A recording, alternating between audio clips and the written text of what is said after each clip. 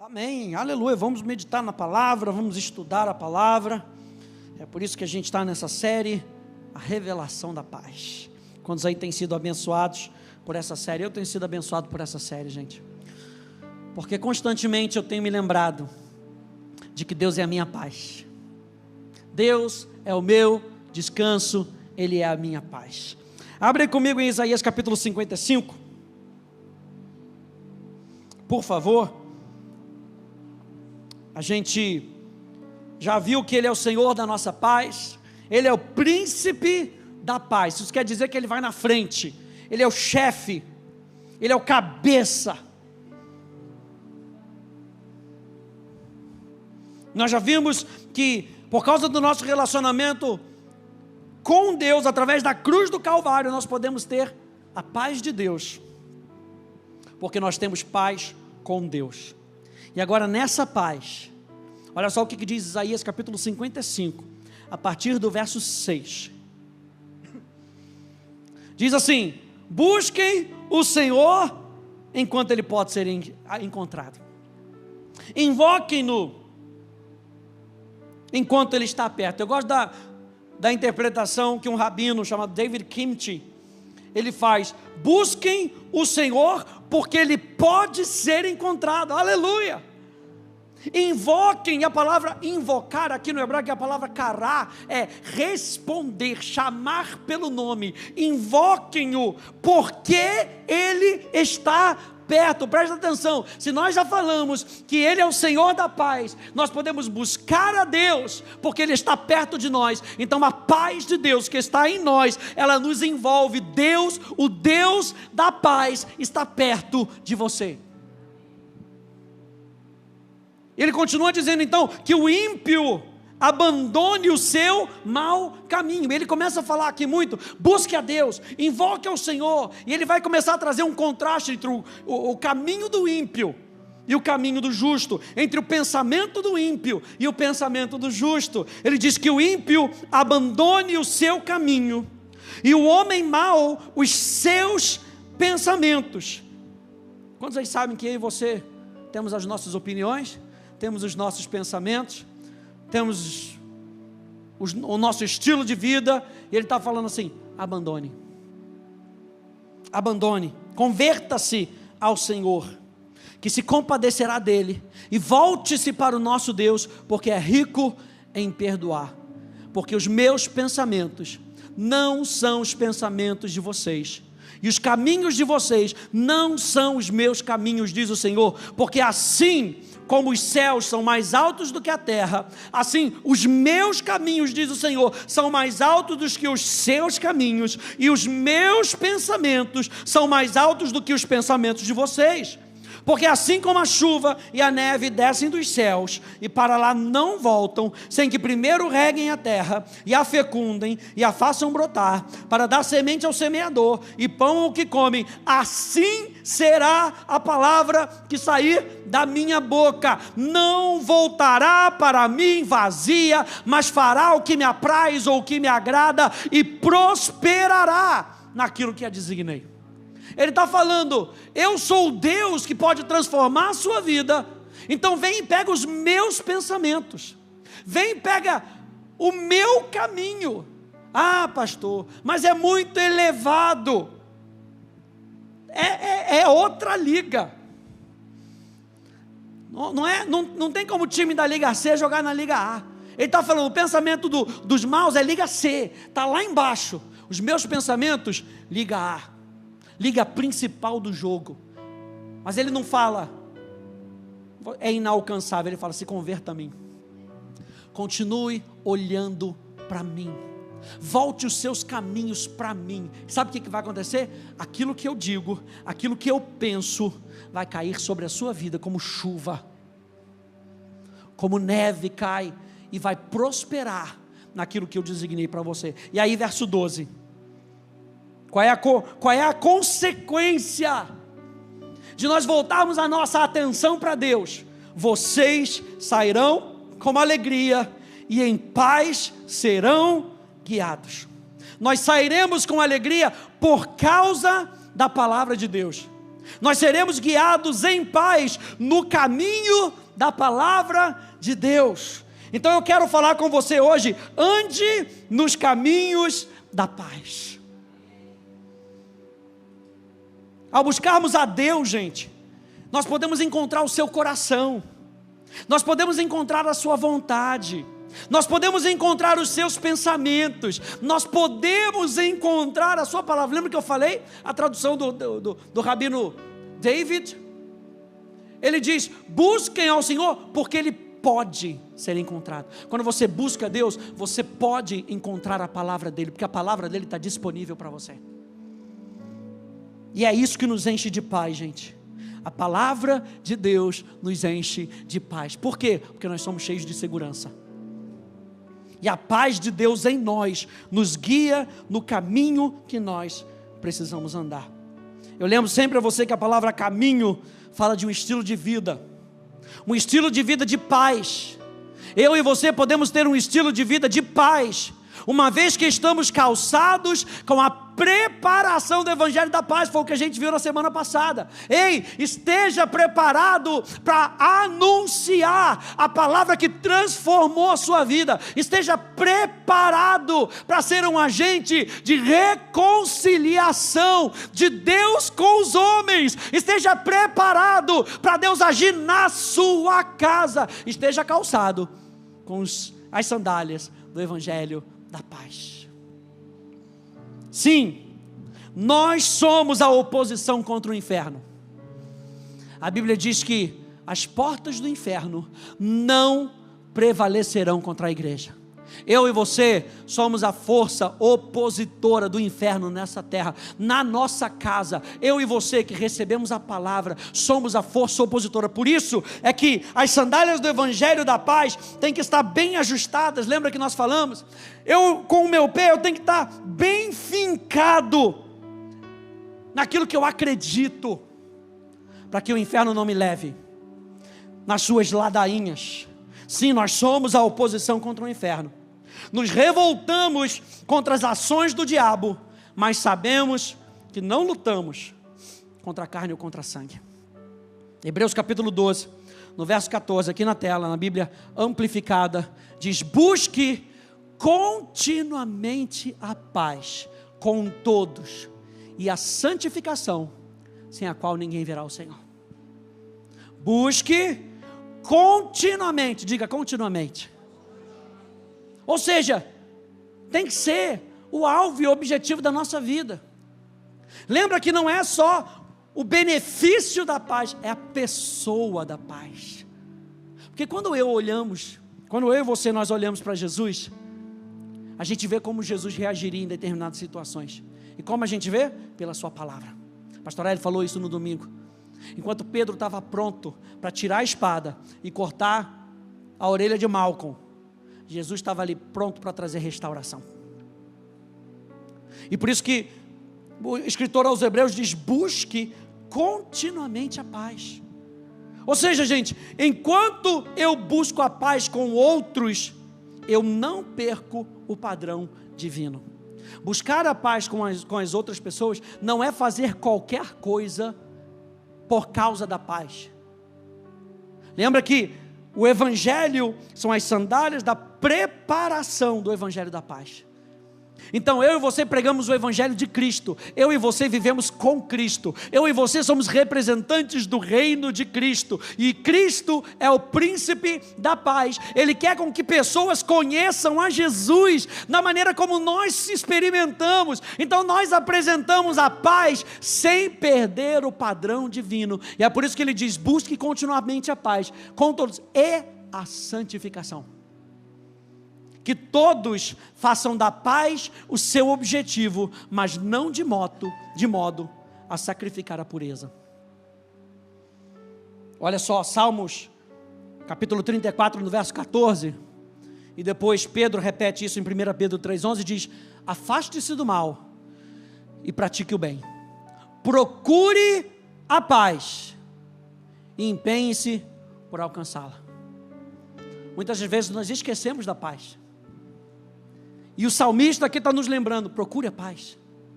Dentro dessa tribulação, onde é que está a paz? Lembra que nós falamos que a palavra shalom significa ordem no meio do caos. No meio do caos, onde é que está a paz? A primeira certeza que você tem que ter é que a paz está dentro de mim. Onde é que eu vou achar a paz? Dentro de mim. Onde é que eu vou achar a paz? Na palavra de paz. A gente vai falar isso um pouco mais para frente. Gerando pensamentos de paz. Como é que eu gero pensamentos de paz? Com a palavra de paz, do Deus da paz. Quando nós buscamos a Deus, gente, a vida no Espírito contribui para o nosso relacionamento uns com os outros. E é por isso que Isaías capítulo 55 aqui diz: primeiro busque ao Senhor. Olha, quando você olha para os 10 mandamentos, você lembra dos 10 mandamentos de cor? Não preciso citar agora, aleluia, mas eu quero que você tenha essa ideia. 10 mandamentos. Os 4 primeiros mandamentos é acerca do relacionamento do homem com Deus.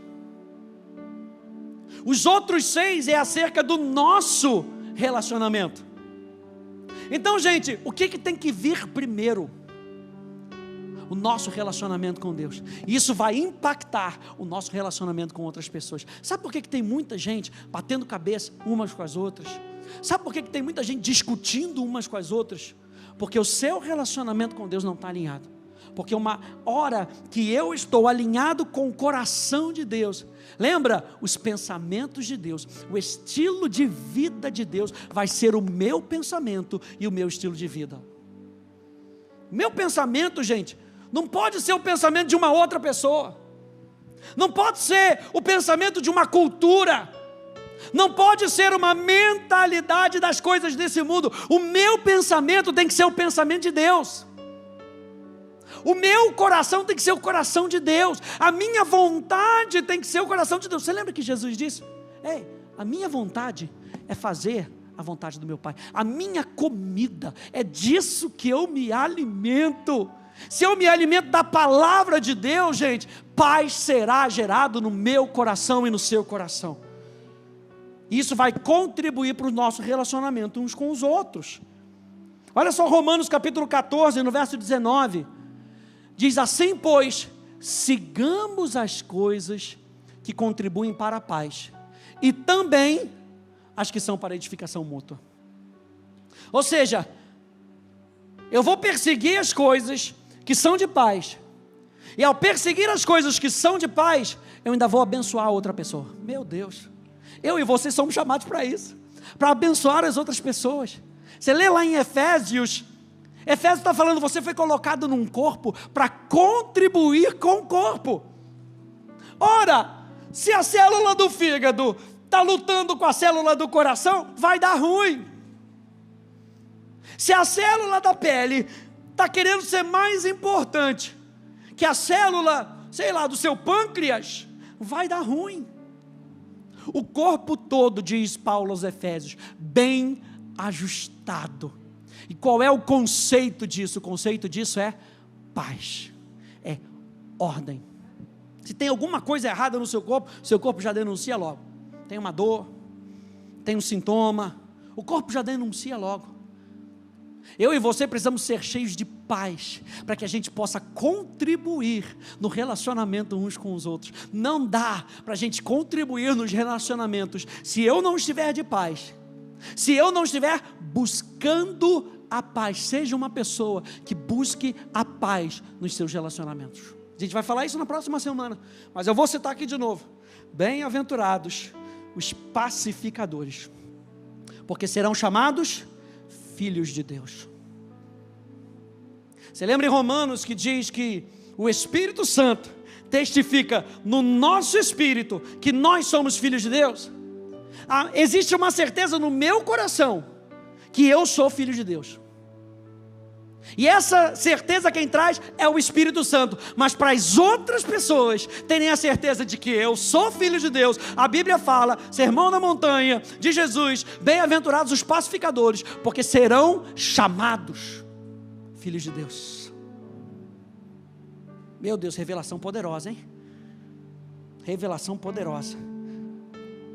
Eu digo para você, não dê lugar às paixões, aos desejos que levam a litígios, que levam a contendas, que levam a guerras. não dê lugar ao diabo. Não dê lugar ao diabo. E é por isso que aqui, insistentemente, eu botei esses versículos. Siga a paz, procure a paz. Faça da paz o seu objetivo. Não dê lugar ao diabo. Eu queria falar um pouquinho sobre a vida no Espírito e a vida na carne. Abre comigo em Gálatas capítulo 5.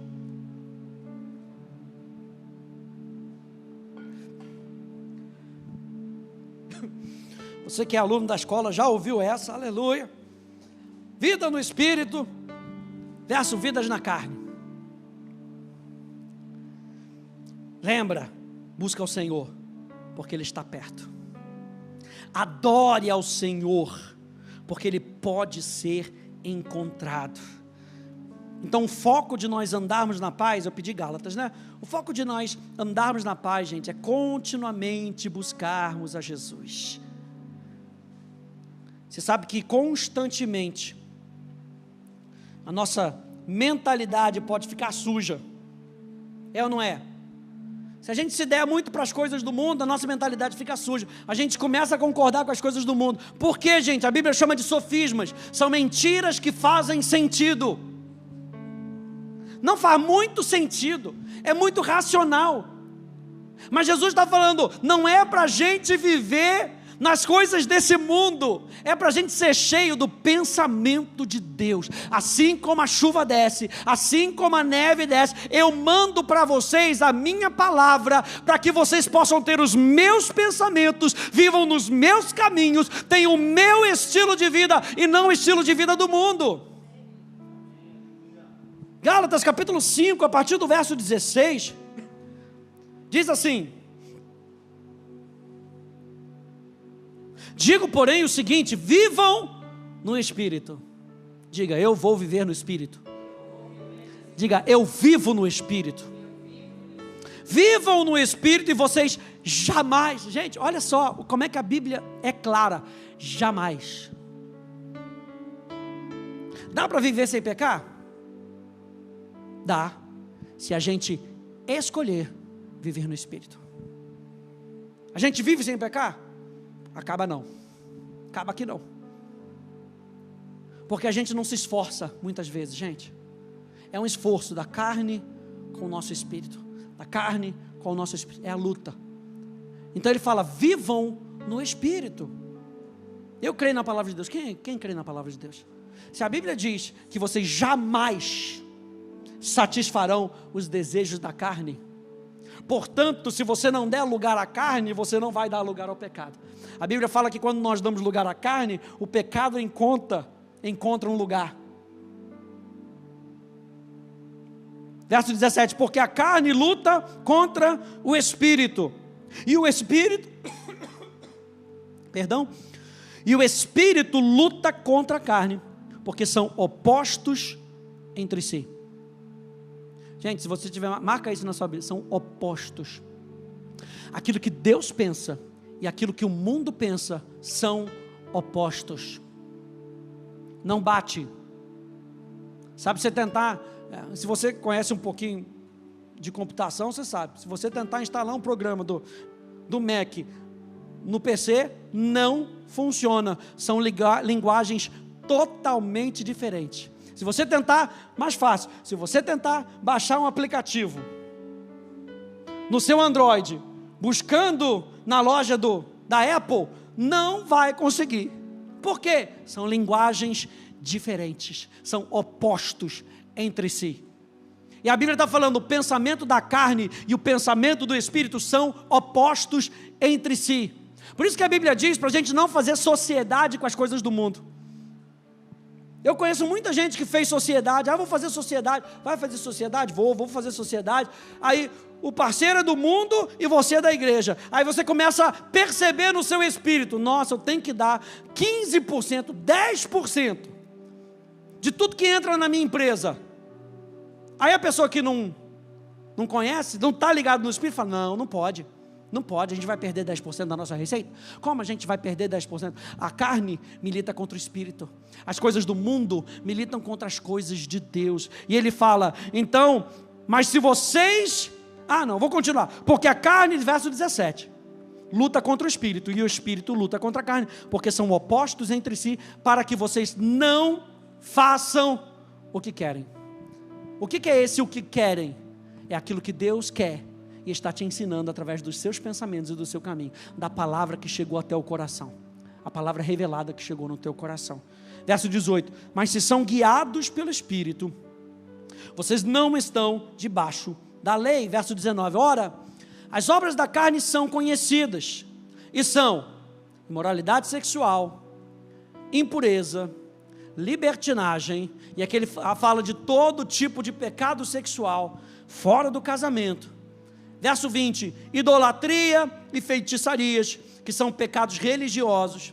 Depois ele começa com os pecados relacionais, que é o que a gente vai falar hoje: inimizades, rixas, ciúmes, iras, discórdia, divisões, facções, invejas. E agora ele começa com os pecados da mesa: bebedeiras, orgias, e ele não para por aí, ele diz, e coisas semelhantes a essas. Declaro a vocês, como já os preveni, que os que praticam tais coisas não herdarão o reino de Deus. E a prática aqui é a prática contínua, é a prática do pecado, é a prática de uma velha natureza.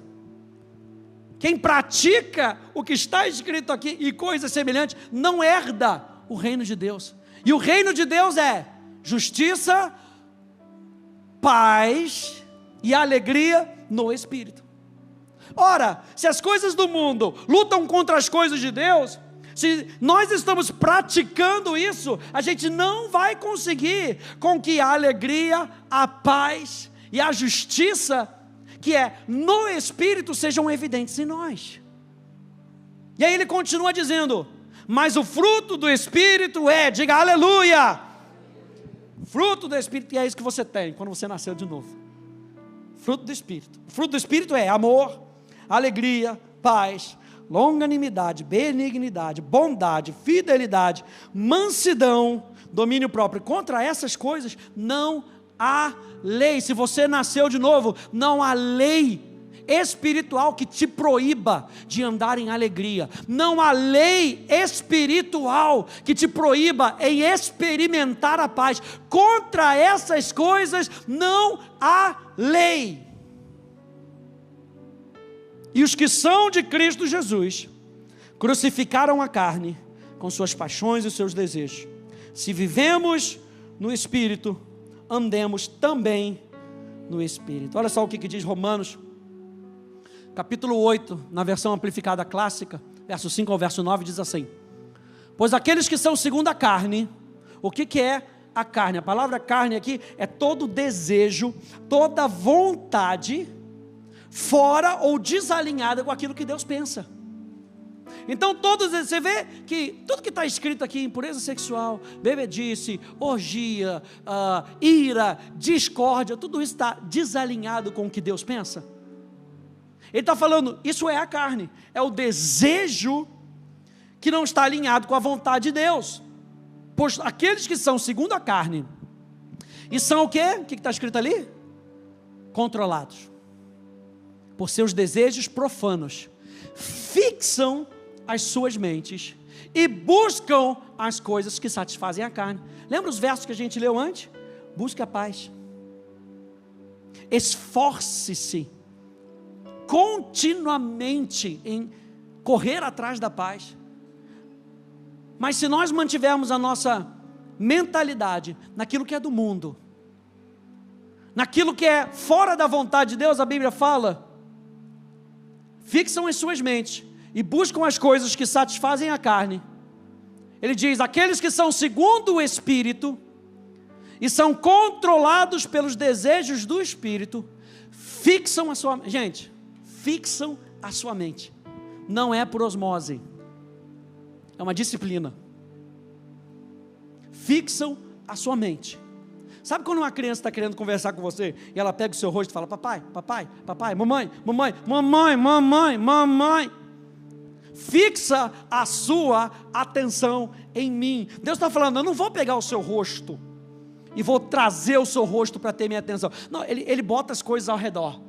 Ele fala: eu espero com que você preste atenção no que eu estou trazendo ao seu redor, para que você fixe a sua atenção em mim. Você lembra de Moisés e a sarça ardente? Sabe o que era a sarça ardente? É Deus falando: hello, estou pronto para fazer alguma coisa. Dá para você chegar perto? O milagre sempre pretende chamar a nossa atenção para a gente se aproximar de Deus. Você vê que o povo no deserto, o povo de Israel, via milagre após milagre e nunca foi transformado. Porque o que o milagre quer é chamar a sua atenção. A sarça ardente era Deus chamando a atenção de Moisés. E porque ele fixou então a sua mente, ele começou a chegar perto. Aleluia! É o que Deus está fazendo comigo e contigo. A gente está prestando atenção nas coisas de Deus, e a gente está fixando a nossa atenção e chegando perto, chegando perto. Quando ele chegou perto, ele ouviu a voz de Deus. Fixam a sua mente e buscam as coisas que gratificam o Espírito Santo. Agora, a mente da carne, que é sentido e razão, sem o Espírito Santo, que é tudo aquilo que nós desejamos, sem um toque, uma direção do Espírito Santo, é morte. Então a mentalidade daquilo que não tem Deus é morte. Morte que compreende todas as misérias decorrentes do pecado, tanto aqui como no futuro. Mas a mente do Espírito Santo é vida e paz da alma, tanto agora como para sempre. Ou seja, quando a gente anda nas coisas do Espírito e a gente busca, lembra Isaías capítulo 55, busca ao Senhor porque Ele está perto. E quando a gente busca ao Senhor, o que acontece? A gente encontra vida e paz.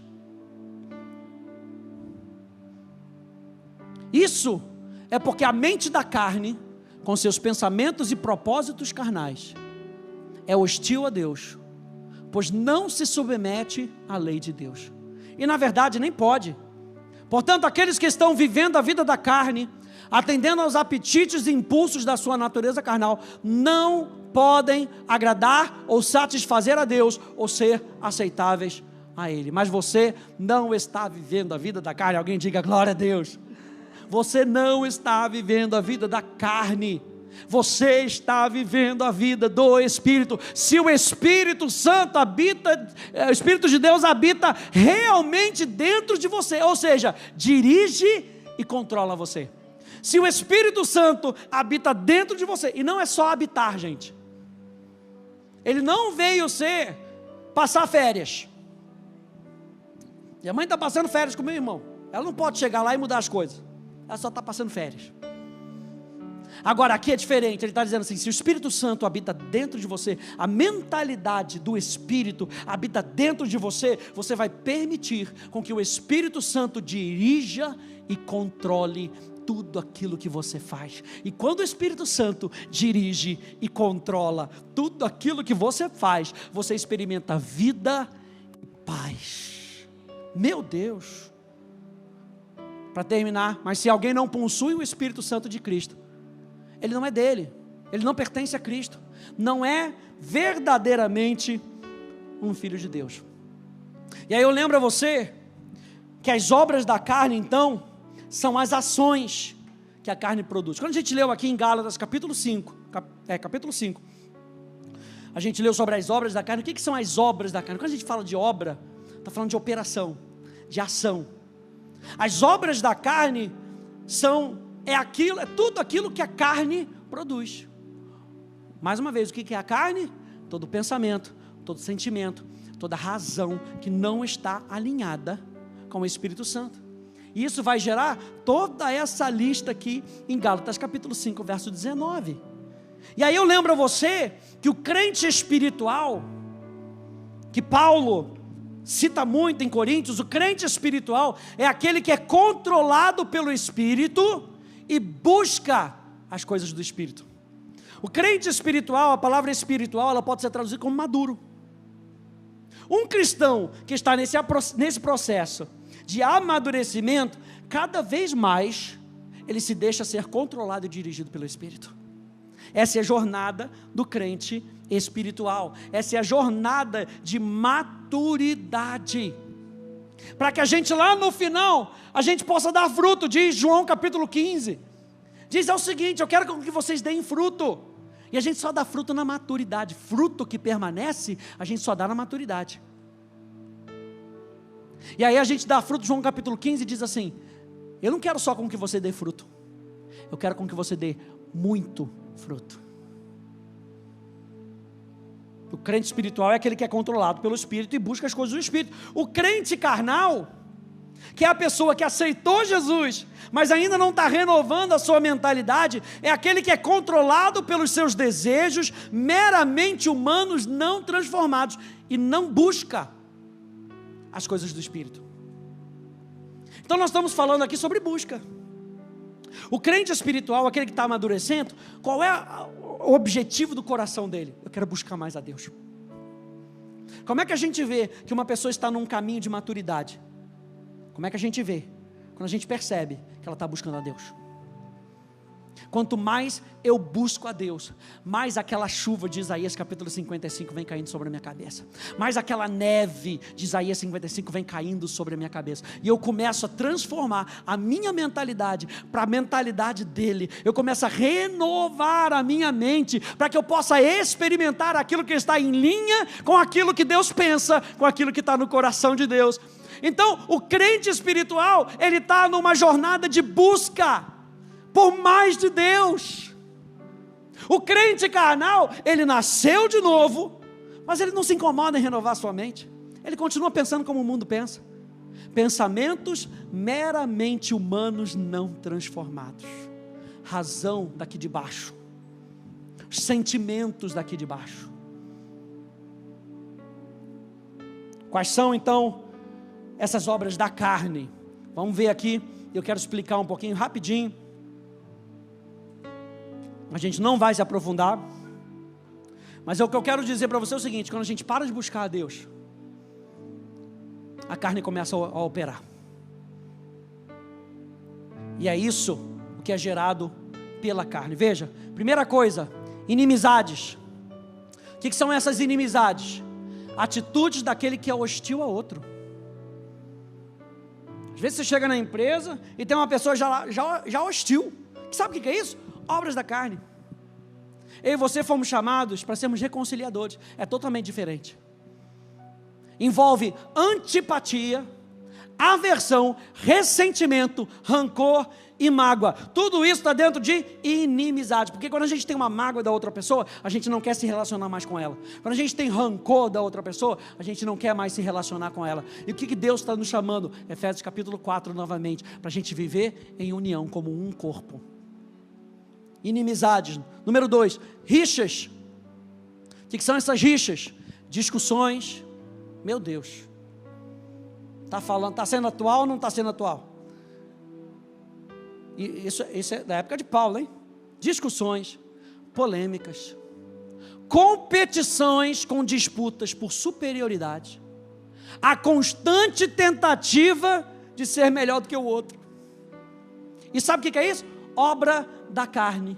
O que é a carne? Todo pensamento, toda razão, todo sentimento que não tem a influência, que não é dirigido nem controlado pelo Espírito Santo. O que gera?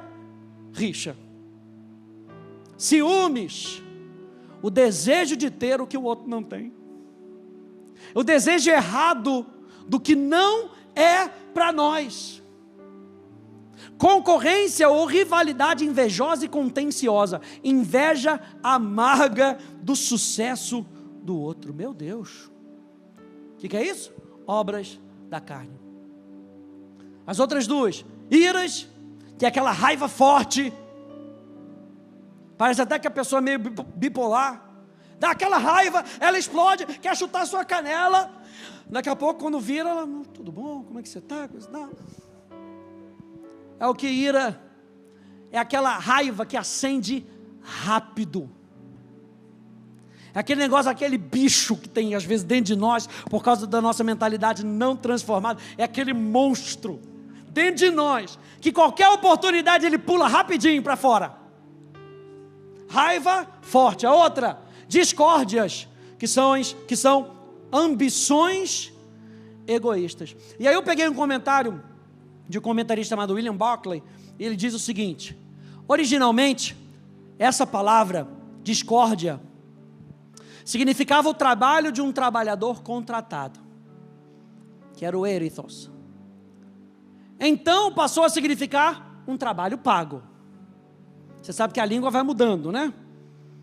Era vossa mercê, é você, depois é se, e depois a pessoa nem fala mais, aleluia, está amarrado. Então a língua vai mudando. Então passou a significar trabalho pago. Depois passou a significar angariação de cargos políticos ou públicos, e descreve o homem que quer um cargo, não por motivos de serviço, mas pelo que ele pode obter com isso. Essa é a palavra discórdia. Não é nada atual, né? Meu Deus. Número 2, não sei nem que número que eu estou. Divisão. E a palavra divisão ali, é isso que ela significa, divisão. E aí eu botei mais esse comentário do William Barclay, que diz, literalmente, a palavra significa um distanciamento. A dissensão ou a divisão descreve uma sociedade em que ocorre exatamente o oposto, onde os membros se separam em vez de se unirem. O que é isso? Obras da carne. Você está vendo que Romanos diz que é totalmente o oposto daquilo que o Espírito Santo pensa? Ele fala, se você tem alguma coisa contra o outro, deixa a tua oferta e vai se reconciliar. Ele não falou, fica no seu banco, que um dia o negócio some. Ele fala, vai se reconciliar, vai rápido. Ele fala que se a gente não perdoar, até as nossas orações podem ser paradas. Porque o objetivo não é divisão, o objetivo não é distanciamento, o objetivo é comunidade. Nós falamos isso na nossa série Igreja, o Poder do Nós. O objetivo é comunidade, é nós vivermos juntos, é nós experimentarmos a vida de Deus juntos, é nós praticarmos o Evangelho juntos. Outra, facções, que são dissensões decorrentes da diversidade de opiniões e objetivos.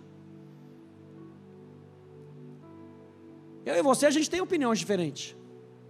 E não é errado ter opinião diferente. Aliás, o apóstolo Paulo, até, ele traz um pouquinho para o centro e diz, pensa no que Cristo pensa. Por mais que você tenha opinião diferente, vamos nos juntar e vamos pensar juntos, como Deus pensa. Mas quando a gente não renova a nossa mente, o que acontece? Facções. Diversidade de opiniões e objetivos, não é esse o problema. O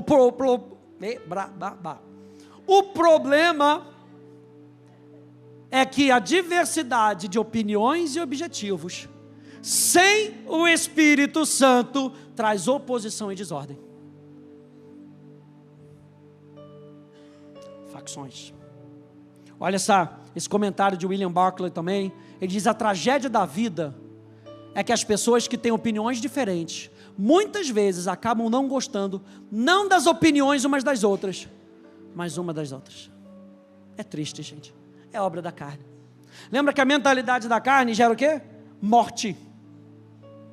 E é isso que está acontecendo aqui. Se eu não gosto da sua opinião, eu, ao invés de me manter no caminho da opinião, no nível da opinião, não. Eu já descarto você. Você não serve mais de nada para mim, porque a sua opinião não é a minha. O que é isso? Obras da carne. Vamos lá, outra. Invejas. Inveja é o desgosto ou pesar pela felicidade do outro. Olha só o que diz William Barclay. Ele diz, essa palavra é uma palavra má. A palavra inveja é uma palavra má. Eurípides a chamou de a maior de todas as doenças entre os homens. A essência disso é que não descreve o espírito que deseja ter o que o outro tem. Descreve o espírito que se ressente do fato de que a outra pessoa tenha essas coisas. Não quer tanto as coisas para si, ela apenas quer tomá-la dos outros. Não é que eu quero o que você tem, eu só não quero que você tenha, porque eu não tenho. O que é isso?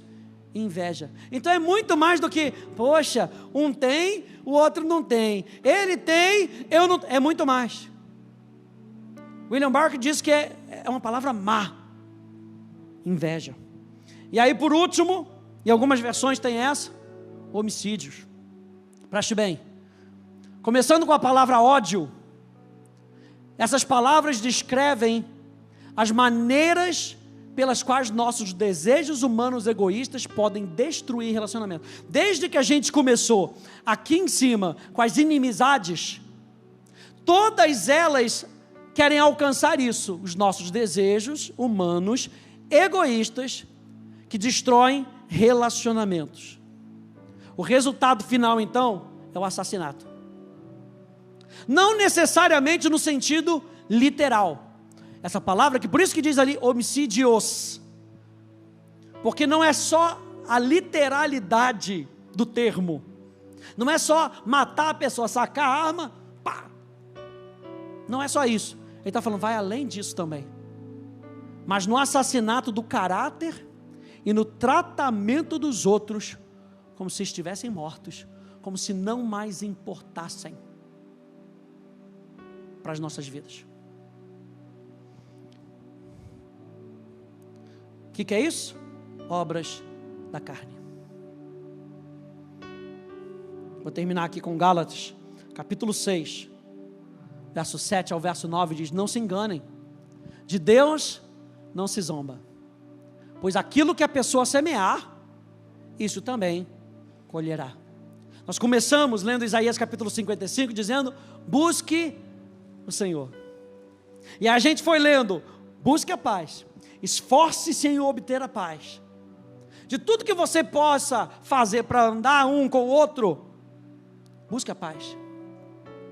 E ele está falando, aquilo que você semear, é isso que você vai colher. Quantos aí acreditam na palavra de Deus? Então aquilo que você semear, é o que você vai colher. Semeia paz. Semeia paz. Semeia o amor. Semeia alegria. Semeia. Vira para duas pessoas e fala, semeia, que está terminando o encontro. Semeia, aleluia. Deixa eu só terminar aqui. Olha só. Quem semeia para a sua própria carne. O que é a carne? Todo desejo, toda vontade, todo sentimento que não é dirigido nem controlado pelo Espírito Santo. Quem semeia para a sua própria carne, da própria carne colherá corrupção. Mas quem semeia para o Espírito, do Espírito colherá o quê? Vida eterna. E João capítulo 17, verso 3, classifica o que é essa vida eterna. A vida eterna é essa, que te conheçam a ti, o único Deus verdadeiro, e ao teu Filho, a quem tu enviaste. Quando a gente semeia para as coisas do Espírito, o que a gente colhe? Conhecimento de Deus. O que a gente escolhe? Revelação da parte de Deus.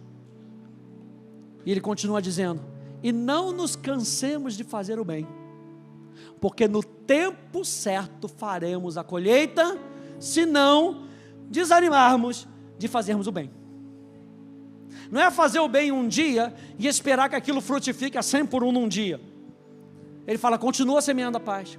Continua semeando a paz. Lembra das sandálias da preparação do Evangelho da Paz. É isso com que você está calçado. Então, na maneira como você vai agir, busque a Deus, porque os pensamentos dele são diferentes muitas vezes dos nossos pensamentos. Mas o que a gente está buscando é o pensamento de Deus, é a vontade de Deus, é a palavra de Deus. Nós não vamos desanimar. E aí, esse último slide, só para lembrar você que a gente estava falando sobre a paz, shalom. Que shalom significa algo completo, segurança, bem-estar, saúde, prosperidade, sossego, tranquilidade e contentamento, mas não para aí. Shalom também pode significar reembolso total, que traz novamente a harmonia entre pessoas. Reconciliar para trabalhar juntos em prol de um bem comum. Então, gente, a paz não é só para eu experimentar. A gente vai falar isso na semana que vem. A paz não é só para eu experimentar, é para eu ser um veículo de bênção na vida das outras pessoas. Então, se eu tenho a paz com Deus, eu posso muito bem trabalhar para reconciliar, para que a gente possa andar juntos. A paz que Deus colocou no seu coração, fruto do Espírito, fruto do seu relacionamento com Ele, fruto de você renovar a sua mentalidade. Você experimenta a paz em meio ao caos, mas essa mesma paz pode ser usada para reconciliar com outra pessoa. Veja bem, aleluia, só se reconcilia com outra pessoa quando você entende que a paz de Deus está no teu coração. E aí você descansa. Você não está preocupado se você quer ou se você não quer manter a sua reputação. Porque eu já troquei a minha mentalidade. Eu já troquei o meu pensamento. Meu pensamento agora é dele. Ele abriu mão da sua própria reputação. Ele abriu mão da sua própria glória. Para se fazer, como a Poli leu aqui em Isaías capítulo 53, para se fazer como um qualquer. Para ganhar a sua vida e a minha vida. Então Shalom não é só para você. Shalom é para você ser um semeador de paz. Shalom é para você ser um reconciliador com as pessoas. Para quê? Para ensinar outras pessoas como viver no Espírito. Para ensinar outras pessoas como não mais viver pela carne. Amém, gente? Fique de pé comigo.